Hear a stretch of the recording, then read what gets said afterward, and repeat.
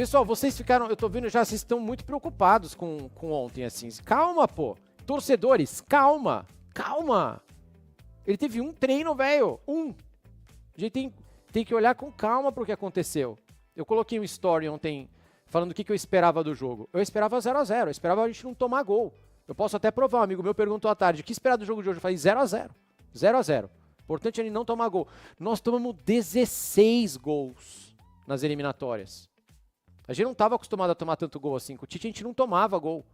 16. E o Ancelotti vai começar de trás para frente. Ele vai primeiro arrumar, daí a volta do Casemiro, para depois ele começar a ver o que nós vamos fazer para resolver, para fazer gol. Mas calma, torcedor. Tá tudo dentro do normal. E sim, algumas coisas ainda, alguns remendos, né? Alguns rasgos da nossa roupa ainda estão aparecendo. As pessoas, sim, se importam com a seleção brasileira. A seleção brasileira ainda é o mais importante que nós temos aqui. Ela dita o humor do futebol brasileiro por anos, se a gente ganha, se a gente perde. Então, claro que as pessoas se importam. Um amigo meu me mandou uma foto do condomínio dele ontem. Pô, botaram um telão no condomínio dele para assistir o jogo. Ele falou, nunca aconteceu. Ele falou, nunca tinha visto, nem na Copa do Mundo tinha visto isso aqui. Os caras botaram para ver a estreia do Ancelotti, cara. Ó, informação. Foi o recorde ontem na Globo do ano. 29 pontos com picos de 30 até deu então. Mais que a novela. Deu mais que a novela, deu mais que amigo. vale tudo. Deu mais que a novela das 9. Que porra de papo é esse que as pessoas não se importam com a seleção brasileira? É mentira. É mentira. 29 pontos. A gente tem que, antes de começar a analisar o jogo, tá? A gente tem que topar qual é a métrica que a gente vai usar. Porque essa métrica de assim, não, porque antes as pessoas decoravam as ruas. Tá, essa é a métrica então. Se decorar a rua, valeu. Na Holanda eles decoram rua, na Espanha eles decoram rua, na Itália, na França, no Japão. Não, tem que ver a métrica de ruas decoradas per defensive action. A gente vai ficar olhando rua decorada? A gente tem algumas coisas que a gente tem que olhar, que é o quê? O básico, a audiência. Pô, deu mais audiência que a novela, meu. Brasil e Equador, cara. Mais audiência que a novela, mais audiência que os jogos do Brasileirão, mais audiência que os jogos da Copa do Brasil, que os jogos da Libertadores lá na Globo, cara. Como é que as pessoas não se importam se está dando mais audiência? Elas assistem para... Ah, mas não tem nada no horário. Claro que tem, pô. Esse papo é muito furado também. É que só tem esse jogo no horário. Mas quinta-feira não é jogo de futebol à noite na Globo, certo? É quarta-feira à noite. 8 horas também, né? E não 9h30. Quinta-feira às 8 da noite não tem jogo de futebol na Globo. Então para com esse papo furado de que não tem outra opção. Tem um monte. Tem o Netflix, tem o Prime Video. Tem dormir, tem ler um livro. Tem jogar xadrez, tem jogar dominó. Tem uma porrada de opção para quem não liga para a seleção brasileira. Experimenta botar um jogo... não vou falar, não, pra vocês não ficarem ofendidos, mas pega um time qualquer e bota 8 horas da noite na Globo quinta-feira, vê se vai dar 29 pontos. Não vai. Não vai. Então parem, não caiam nesse papo furado desses caras que não têm os direitos de transmissão, que ficam tentando minar a seleção brasileira. É mentira. 29 pontos, Canedo. Coisa pra caramba. Brasil e Argentina teve 27, por exemplo. E era Brasil e Argentina. Não, mas o brasileiro... Chega tarde em casa. Mentira! Mentira! 29 pontos, cara. As pessoas estão com a televisão ligada assistindo. Fora assim, bar, certo? Fora quem parou num bar para assistir, que assistiu todo mundo junto. Fora quem se reuniu para assistir, para fazer um churrasco. 29 pontos é coisa pra caramba, irmão. Em 2025. Respeitem a seleção brasileira. Jogamos mal? Pode ser, mas respeitem a seleção brasileira. Pra gente começar, crianças, aqui está, ó. Posição média. Eu gosto muito de olhar a posição média. Peguei lá no iScout também. Porque eu achava que o nosso objetivo principal era não tomar gol nesse primeiro jogo. Acho que o Ancelotti ele abriu mão de um monte de coisa para a gente não tomar gol. Nós tomamos 16. Se não me engano, o Equador, em casa, tomou 2 gols na competição inteirinha. Tem 5 ao todo, é a melhor defesa da competição. Então, assim, a gente vai falar disso daqui a pouco, mas tomou só 2. Nós tomamos 16 gols ao todo. Eles tomaram 5, cara. Posição média. O que a gente repara já de cara para a gente ouvir vocês dois? Primeiro, olha o 5 e o 8. O Bruno... Guimarães, ele jogou de camisa 5, praticamente. Ele está até um pouquinho atrás do Casemiro na posição média. Então a gente teve 2 volantes postados, se a gente for olhar na posição média. Nossos laterais ficaram bem para trás. Quando a gente pega jogo do Flamengo, o Pet pega muito também, os laterais às vezes estão acima da linha do meio de campo, jogam mais dentro. Nossos laterais ficaram postados quase na linha dos zagueiros. Então assim, nosso objetivo era não tomar gol. Está muito claro pelo posicionamento médio do 5, do 8 e dos nossos 2 laterais. Mas olha o 10, que era o Vini. O Vini sem função defensiva. O Vini tinha que puxar contra-ataque e driblar. Ele teve dificuldade, vamos falar disso daqui a pouco, mas ele ficou lá em cima. E você vê que o Richarlison jogou perto da linha do meio de campo também. Ele está ali atrás do 19 e do 21, mas ele tinha uma função defensiva muito importante. Então eu acho que o recado era esse. Objetivo 1, não tomar gols. Objetivo, check. O que você achou, Bruno Petti? Então, eu acho que o primeiro objetivo era esse, e se a gente for olhar por esse aspecto, por esse prisma do aspecto defensivo, eu acho que dá até pra gente dizer que houve evolução. O Equador é um time difícil, é um time complicado de ser enfrentado, de se enfrentar, é um time que tem muitas valências, mas eu acho que defensivamente, esse posicionamento médio já mostra um pouquinho. Eu acho que a seleção brasileira foi conservadora, e nesse aspecto de ser conservadora foi muito bem, se defendeu bem. Assim, o Equador não criou grandes oportunidades de gol. E acho que dentro desse aspecto, o Casemiro, por exemplo, apesar de com a bola no pé ele foi mal, ele errou muito espaço, errou alguns domínios, mas defensivamente ele foi importante, porque a seleção, o Equador atacava muito pelos lados, né? Usava muito ali o Estupiñán do lado esquerdo, é um cavalo, um negócio inacreditável que esse cara corre para lá e para cá. E usava muito os dois lados do campo, tanto o lado esquerdo do Estupiñán como também o lado direito. E o formato que o Ancelotti adaptou para se defender do lado direito é deixar o lateral e o zagueiro daquele lado sempre sair para caçar, né, os caras que vêm pelo lado, e o Casemiro toda hora afundando na área, justamente para dar essa cobertura para o zagueiro e para o lateral poder sair. Então a gente via várias vezes o Casemiro, entre muitas aspas, quase como se fosse um terceiro zagueiro, ali um zagueiro central, para se dar essa cobertura, para não deixar a área ali vazia, pro lateral e pro zagueiro poderem ir lá caçar e dar o combate do lado. E assim, foi muito bem. O Wanderson, eu vi muita gente criticando a partida do Wanderson, mas defensivamente o Wanderson foi bem demais. Concordo com você. Eu também tinha falado no nosso grupo de futebol, falei, o Wanderson tá bem. E todo mundo foi massacrado. Mas assim, defensivamente ele cortou várias bolas, ele ajudou bastante. No ataque ele não apoiou 7 desarmes, foi o jogador com mais desarmes na partida inteira. Então defensivamente ele foi bem, pô.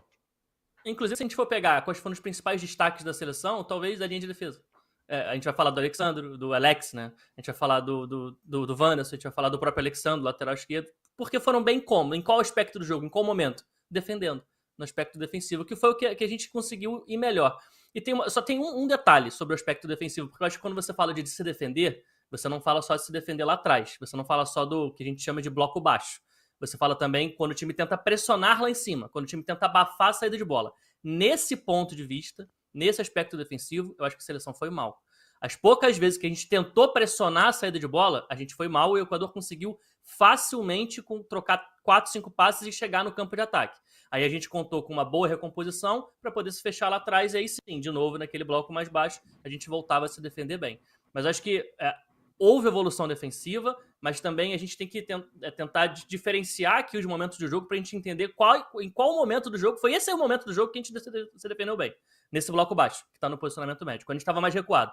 Mas poucas vezes que a gente tentou ali morder um pouquinho mais, eu me lembro, por exemplo, de um lance em que o Vinícius Júnior foi subir e subiu sozinho, aí deixou um cara atrás, aí um passe já quebrou o Vinícius olhou para trás, reclamou, aí o Gerson tentou sair atrasado, aí já não, enfim. Total. Isso aconteceu com certa frequência. Então, teve uma que a gente pegou, né? Eu acho que o Estevão roubou uma bola numa pressão, mas aí ele erra um passe assim, pô, dentro da área, já que ele não podia ter errado. Pro Richarlison e o Gerson também rateou de chutar. Foi o lance do primeiro tempo, né? Que todo mundo ficou, meu Deus. Como é que pode? Eles erraram tudo na sequência, né? Ele roubou, ele tocou errado, na volta ele abre pra direita pra receber a bola, ele tava sozinho, o Gerson opta por trocar pro Vinícius, o Vinícius se embanana com a bola também, deu tudo errado. Mas foi a única vez, eu acho que deu certo, né, Pet? A gente depois só tentou essa e parou e ficou lá atrás mais tranquilinho, né? Perfeito. Para mim, essa daí é a exceção que confirma a regra. Como foi uma vez só específica. Uma vez. E, enfim, acho que é a exceção que confirma a regra. E só um dado para deixar a gente entender um pouco melhor como foi boa, defensivamente falando, a partida da seleção. Esse foi o 5º jogo em que a seleção brasileira sofreu menos finalizações em todas as eliminatórias. Os outros 4 jogos em que o Brasil sofreu menos foi no jogo contra a Bolívia. Não, nessas eliminatórias... Aqui? Ah, bom. Senão a gente vai botar o Tite aí, nós estamos ferrados nessa conta. Não, assim, mas é que são 4 jogos, só que competitivamente falando, só um dá pra contar. Porque uma Bolívia foi contra a Bolívia, em casa, na primeira rodada, em casa, na estreia. E levamos gol. Levamos gol, mas enfim, sofremos menos finalizações. Os 2 jogos contra o Peru, que talvez seja um dos piores Perus da história, assim, é uma seleção que tá muito mal, vem muito mal. A gente ganhou os 2 jogos, né, 1-0 e 4-0, mas também sofremos menos finalizações. E o único jogo de competitividade mesmo, que a gente sofreu menos finalizações, foi quando a gente perdeu pro Uruguai por 2-0. Foi o único jogo ali que o Brasil sofreu 5 finalizações. Ontem, contra o Equador, foram 7 que a gente sofreu. E um último detalhe, Thiago, que eu acho que também quase ninguém está falando e que eu acho que é importante ressaltar. Não era La Paz, mas era Quito, e Quito tem altitude. E isso tem Não, que ser era, levado em Foi era Guayaquil. Guayaquil. Foi Guayaquil, é verdade. Falando do estado de Barcelona, não é isso? Não Isso, teve, isso. não Do teve estádio de altitude Barcelona. dessa vez, não. Então Até por isso que eu não vi porque- ninguém falando. Né? Não, Faz então, sentido. exatamente. Não, mas o raciocínio deles não colocarem mais na altitude lá, eu achei legal. A imprensa estava dizendo, acho que foi até no Sport TV que eles apuraram, que como os jogadores equatorianos também, boa parte deles atua na Europa, eles também estavam reclamando de jogar na altitude. E são muito bons os jogadores equatorianos que atuam na Europa, né? Então a gente tem jogador do Chelsea, a gente tem jogador do Bayer Leverkusen, os caras também falavam, gente, tá ficando embaçado para nós também. A viagem é longa, o fuso horário mais altitude, a gente prefere jogar no calor do que jogar na altitude. E eles botaram, estava bem quente ontem, mas eles preferiram jogar assim, acho que com o Equador, e conforme o Equador, conforme ele foi melhorando, esses jogadores são bons, né? A galera do Independente Del Valle, lá daquele trabalho de base deles, eles optaram por jogar a nível do mar, porque a altitude estava atrapalhando. Canedinho, defensivamente, nosso brasa. E depois tem mais coisas para falar também de defesa, antes da gente entrar na parte que eu sei que vocês estão bravos, estão reclamando aí, que é ataque e meio campo. Se até a gente quiser ir adiante, assim, defensivamente, eu acho que o Brasil fez o que tinha que ser feito. A gente não concedeu muitas oportunidades, o Alisson não fez nenhuma grande defesa, ele até quase falhou numa saída de escanteio, e depois teve outras defesas que ele encaixou sem problemas, assim, defesas não muito perigosas. Eu não vi nem XG desse jogo, mas eu presumo que tenha sido, de fato, muito baixo. É 0.5, 0.47, 0.5, acho que para os dois, muito baixo. As odds pré-jogo, né, para a galera que está mais familiarizada, a linha de gol estava menos de 1,5, não é nem 2,5. Porque a própria, todo mundo ao redor do jogo já esperava um jogo de poucas chances, de poucos gols, e acabou sendo isso. Então acho que o Brasil, nesse sentido, cumpriu o seu papel. Mas tá ruim, mas foi bom. Foi bom, mas tá ruim. Né? Porque, obviamente, uma fase do jogo, a gente também não dá para dizer que resolveu para sempre.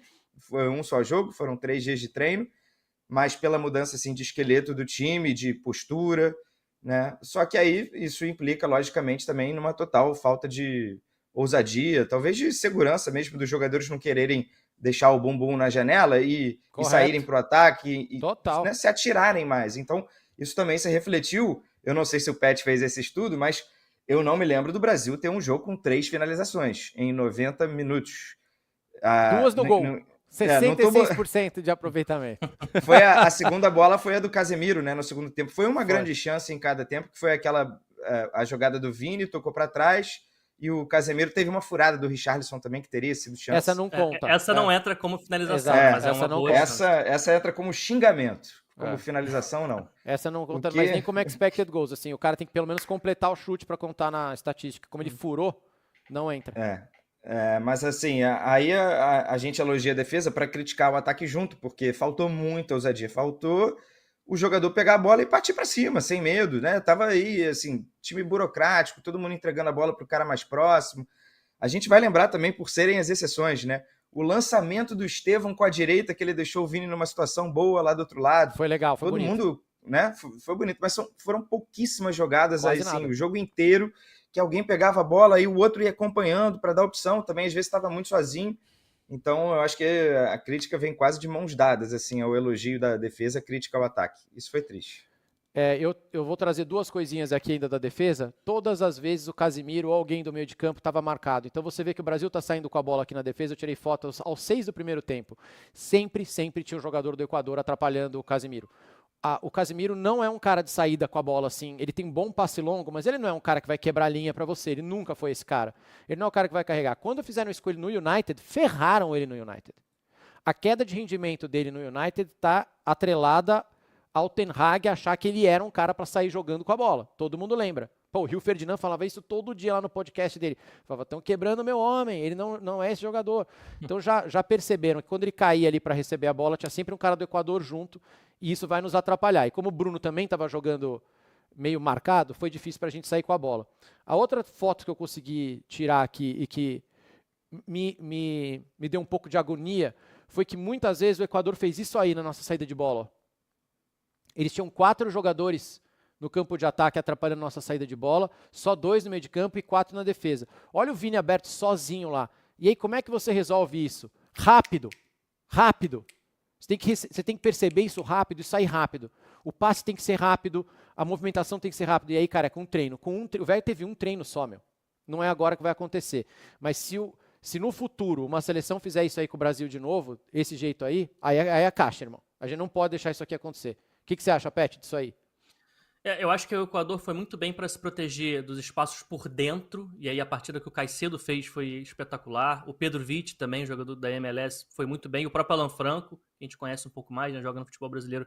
Eles foram muito bem, não deixando a bola entrar no Casemiro, no Bruno e no Gerson, né, que eram os 3 jogadores ali mais no meio campo. O Brasil até tentava circular, mas como você falou, circulava a bola de forma lenta e dava tempo deles irem trocando e encaixando e reencaixando a marcação para não deixar esse passe entrar por dentro. As poucas vezes em que Bruno Guimarães, principalmente, né, e o Gerson encostavam na bola, é quando eles baixavam na do lateral, eles vinham cá atrás como se fosse um lateral, e aí o lateral subia um pouquinho mais, né, avançava um pouquinho mais, aí eles conseguiam receber vendo um jogo de frente. Mas aí como eles saíam do meio para vir receber, quando eles recebiam a bola e olhavam, não tinha ninguém. Tinha o Casemiro marcado e todo mundo lá na frente, aberto pelos lados, não tinha ninguém. Então o jogo por dentro do Brasil foi muito dificultado pela boa partida do Equador. E sobre o aspecto com bola, né? Você falou muito bem, falta treino, falta muita coisa, mas por incrível que pareça, eu acho que a gente deve até falar mais individualmente dele em algum momento. Quem mais arriscou e quem mais tentou acelerar, virar uma bola mais longa, foi o Alex.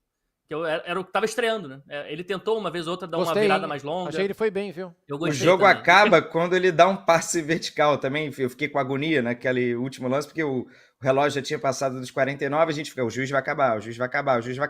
E aí, o time girando. Aí a bola caiu no Alex, ele deu uma bola vertical boa, e aí o juiz acabou. Acho que foi pro Andreas. O Ancelotti, a câmera corta pro Ancelotti, ele tá fazendo assim, tipo, como assim você acabou o jogo agora? Aqui a gente tem, como o Pet estava falando, no meio campo, então vamos andar para frente. O que o meio campo bom faz? Passe para frente, certo? A bola tem que ir para frente, tem que progredir, tem que ir para o ataque. E veja que quem botou mais bolas para frente foi o Casemiro. Ele até errou 8, mas ele tenta colocar para frente. E chama muito a atenção que o Gerson, que seria o mais ofensivo desses 3, que é o cara que ficou aberto na esquerda lá na dele, ele só tentou 7 bolas para frente. É muito pouco. Eu não consigo ainda entender.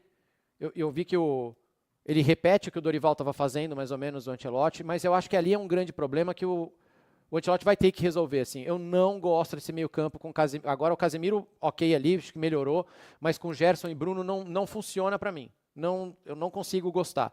Eu não acho que o Gerson faz boas partidas pela seleção brasileira. Eu não acho que o Bruno faz a partida dele, a partida do jeito que a gente está acostumado a ver lá no Newcastle. Eu acho que ele está fora de posição e fora de função. Então, cara, o Gerson é o cara que deveria ter tentado mais passes para frente, é o cara que menos tentou passes para frente. O Casemiro tentou mais do que ele. E se você olhar para o lado e para trás, né, que eu coloquei ali, 18, ele acertou 16 o Casemiro, mas para trás o Casemiro só fez 2 vezes. Foram 2 de 2. O resto é tudo passe para o lado. Tudo bem, estava fechado.